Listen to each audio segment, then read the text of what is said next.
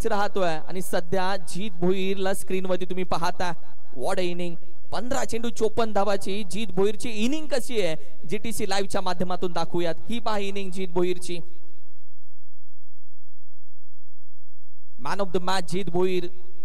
15 चेंडू मध्ये तब्बल 54 धावा. पहिली हाफ सेंचुरी आदर्श चषक 2025 मध्ये. सन्माननीय उमेशजी पाटील साहेब, मी विनंती करेल आपल्या शुभ हस्ते आम्ही 1000 रुपयाचं प्राइज देणार आहोत आणि मॅन ऑफ द मॅच देखील देणार आहोत. क्लास. तर मानेरी टीमने देखील परफॉर्मन्स चांगला केलाय. 15 चेंडू 54 धावांची जीत भोईरची बॅटिंग इनिंग दाखवली जाते, नॉक दाखवला जातोय आणि त्याचबरोबर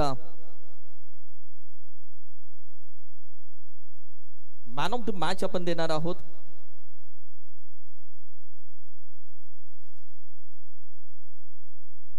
आमचे उमेशजी पाटील साहेब म्हाताडीचे, त्यांच्या शुभ हस्ते आपण मॅन ऑफ द मॅच देणार आहोत. दादा विनंती करेल आपण या आपल्या शुभ हस्ते या मॅचचा मॅन ऑफ द मॅच आम्ही देणार आहोत.